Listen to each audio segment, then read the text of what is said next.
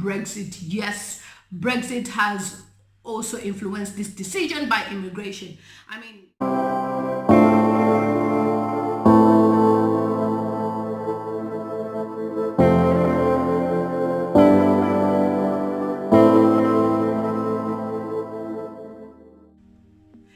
Hi guys, it's a girl also known as girl from Zambia. If you're new to my YouTube channel, please don't forget to subscribe and hit the notification button so that each time I upload videos, obviously you will be notified that I have uploaded a video. It's been a while since I did a chit chat video where I'm sitting down. I think the last time I did one was last week, and it feels like a long time, obviously. And some of my subscribers send me messages on Instagram, they send me messages on Facebook Messenger as well to say they've missed seeing me do live videos. So I'm here now. Basically, as you can see from the heading, from the title, I'm talking about UK universities and the new immigration laws, which to some, they may feel, oh, it doesn't suit them. What's the point of me studying in the UK? But I just want to share with you some few reasons why this is an exciting time for a student.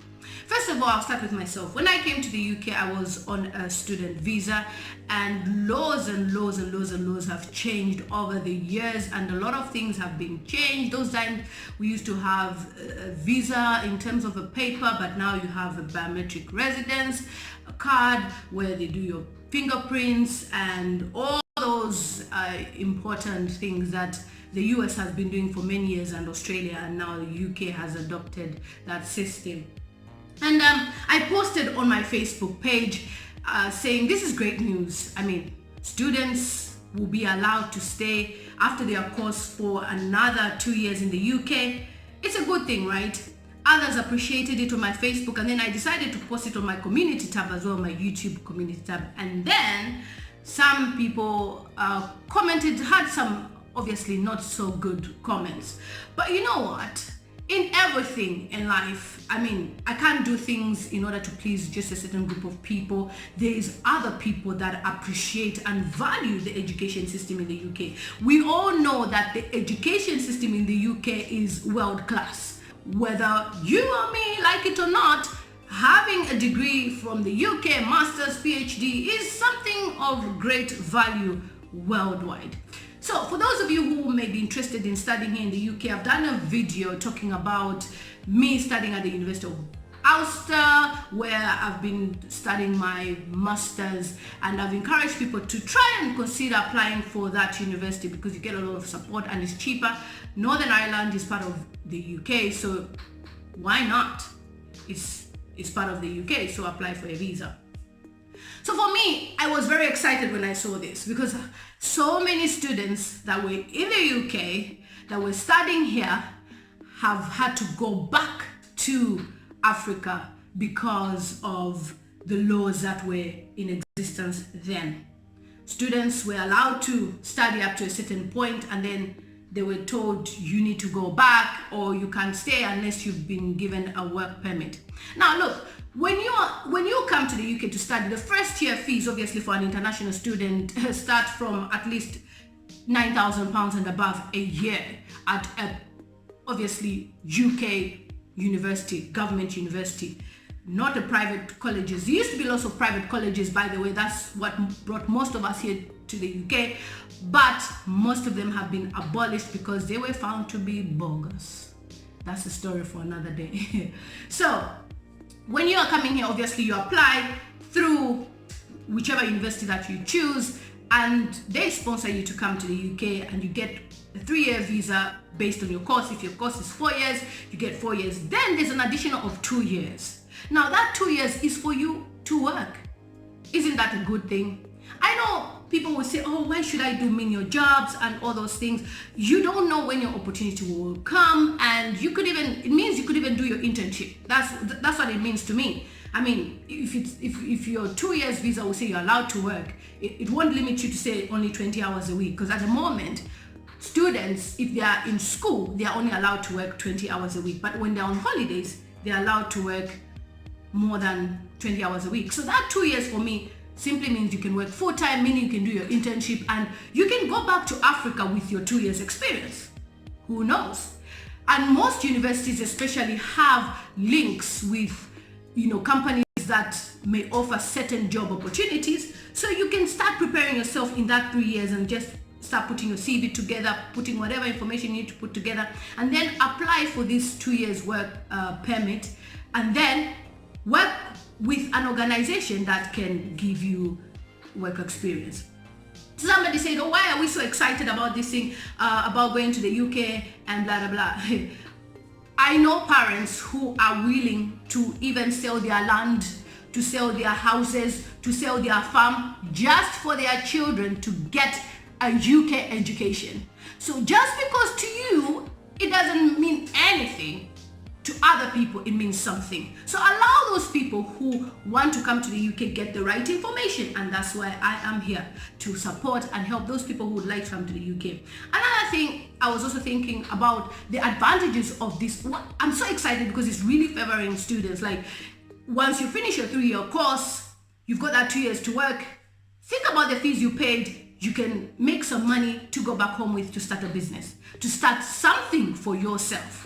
Buy yourself a small car, because when you are relocating back to Africa, you are normally allowed to take back goods and a car. So you can take a car, and I believe you don't pay tax as well in your country at the point of entry, but you just pay 1 or 2 things. But I think there's one exemption that you get out of the payments that you need to pay. I've never imported a car to Zambia when I'm in Zambia, so I don't know, but that's what I know. Most people do that, most students do that.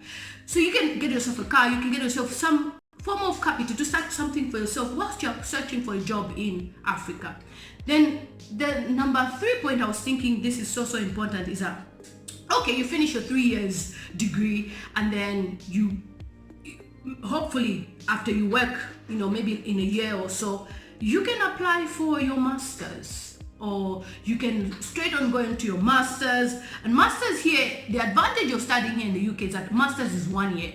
Other places is 2 years. Why would you want to do your master's for 2 years when you can do it in a year? So let's say you study for 4 years and then you have 2 years working. That's you staying in the UK how many years? 6 years. And in that 6 years, a lot of things can happen. Rules can change. We don't know where life can take you. And for those who have children that are born in the UK, if your children have lived in the UK for 7 years, it's not a secret. You can stay in the UK on the basis that you have a child that is born in the UK, and the child is your reason why you stay here. So maybe you can get yourself a good job and you can apply on the basis that you've got a child, or the workplace, if they like you and they can't find anybody who's like you, who's a skilled worker, you can stay in the UK, because then they will have tested you. They can even prove that, look, we've tried to hire people. This person has worked for us for 2 years, and I think, or we think, this person is suitable for the job. And you get your job. And then, in as much as we talk about preaching going to Africa, Africa is at heart, Africa is home. You can't just wake up and say you're going to Africa. You and me know that. We know that there's no jobs waiting for you because you've come from the diaspora. So for me, this is a great opportunity, because I can imagine a student leaving the UK with nothing, not even a pound, not even like nothing, basically, because they couldn't work, they were not allowed to work, they were restricted, they were told after you finish your course, you go back. So for me, it's an exciting news which you and me should embrace. And before I forget, I'm wearing a t-shirt, right, by a company called Guinea Savanna. So Guinea Savanna sent me a markup. They sent me the sweets at the back there. I will give a link. I'll put a link at the bottom so you can see what they have on their website. Amazing stuff. It's mainly about African things, African products. So if you are into a business and you want to sell your product, it's like an Amazon. If you want to sell a product, you can sell your product on Guinea Savanna. I just thought I should say that, by the way, because maybe you might be wondering, what am I wearing? So this t-shirt is about, this man is called Henry Blair, and he's an innovator of the cotton and corn plantation. He's black, guys. Did you ever know that? A black person invented cotton. Did you ever know that? I'm just learning this today. Yeah, I'm only just knowing this today. Yeah, so if you would like to study in the UK, don't listen to what people say. There's parents that are, obviously always looking for opportunities for their children to study in the UK. And in Africa, there's even some schools that are linked with UK universities. Some of them do Cambridge exams. So from wherever you are, I'll give an example of Zambia. In Zambia, we've got a school in Solwezi called Trident College. So from when you finish your studies there, or Chengelo, when you finish your studies there, you can easily come to the UK and study. And that's where parents pay a lot of money. A lot of money, not small money, a lot. I'm talking about $5,000 a term. So if we have such parents that can pay $5,000 a term, what is £10,000 a year for university fees? And most of these children, when they come here anyway, you find that they don't even go to, they don't even work. They just go to school full time, and then when they finish, they don't even know the benefit of working here. I know people who've been here, studied, they don't even have a national insurance number. A national insurance number is a number you get here in the UK in order for you to pay tax. So I know people who say, why should we come to the UK? Or what is she talking about? I mean, if you get a UK education, which most of our leaders since the 1950s have been acquiring UK education, I think it's a good thing for your CV. It's a good thing for your experience, exposure as well. Exposure is very important. So you can see what happens here. So you can see that even with your degree from Africa or your master's from Africa, you can work any menial job. And it also, the UK system opens your mind to a different lifestyle as well, because then you get to know that, okay, people really work hard to achieve this. So you will have a goal. That's one thing I like about this place. You will have a goal even as you are here. You'll be saving money, raising your money in order for you to take it back. And also, let me talk about Brexit. I'm also thinking that the reason why they've also opened this opportunity for students is because of Brexit. Yes, Brexit has also influenced this decision by immigration. I mean, if immigration don't restrict students in the UK who bring in loads of money, by the way, students bring in a lot of money. We're talking about more than £30 million in the UK a year, obviously, because there's so many UK universities that people just want to attend their studies here. I mean, they want to achieve their degrees from the UK, or masters or PhD. So you can imagine all these universities having students from all over the world coming to study there, and then there's all these restrictions. People will be looking at Australia, people will be looking at Canada. Australia embraces graduates who graduate from Australia, and Canada embraces graduates as well. So I'm thinking the reason why they've done this is because of Brexit, because most of the EU people now will not be allowed to stay in the UK, or they won't be allowed to come into the UK like they used to come in and then apply for residence permit because under the UK EU laws, but now it will be different. So because of that as well, it's also to encourage that, the system is recycling. The students that come in, say 50,000 students come in and they work for 2 years, there's workforce in place. There's also people who can work the menial jobs, i.e. working in care homes, working with elderly people, learning disabilities, mental health hospitals, and all the other places where they need help without your qualifications. So that's what I was thinking as well, that's the reason why they've done that. And immigration laws have been really tough for the past years, in that people are not even looking at the UK. I think even the rate of those that come into the UK is lower than it used to be in the olden days. Nowadays, people don't even look. I mean, people would rather do online courses. But I will tell you one thing, if you do an online course, you are not guaranteed to come to the UK for your graduation. And I think it's best that you come here so that you can meet people. The reason why I encourage students to come here is also making connections, because you can be in classes with people who are graduates or people who are, are influential in their countries, and you make links, and from there you build professional relationships and connections. You can go to their country, Malaysia, Japan, China, all those places. You can go there and just make your connections. So it's important that you connect with other people and also get to know other cultures, because when you're at university here as well, you have these cultural days, cultural events, Black History Month, and you will meet loads of people. So that's all I wanted to say, and I hope this video will help you.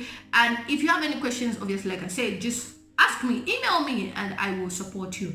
I am pro UK education. That is why I am here. For those of you who watch my video Stuck Single and Stuck Abroad, that is why I'm here, because I want my children to have the best education. We can't take that from the UK, guys. I mean, let's just be frank. I would rather my children are educated here in the UK, and then when they are older, I can retire in Africa on one farm drinking apate. Is it apate? No, I don't drink alcohol. Drinking my own soft drink. You know, the Fanta from Africa, the Coca-Cola, the chilled one, the one that stays in the fridge for long. And then you call your maid, Mary, come and give me some Coca-Cola, and then you drink it, and in a nice, you're seated under a nice tree shade. Yes, that is where we're going. It's a girl Lela also known as Gelwapa Z, Umwana Kashiwapa Zambia. I'm just a Zambian vlogger here in the UK that talks about real life issues, and I'm here to inspire you. Be blessed.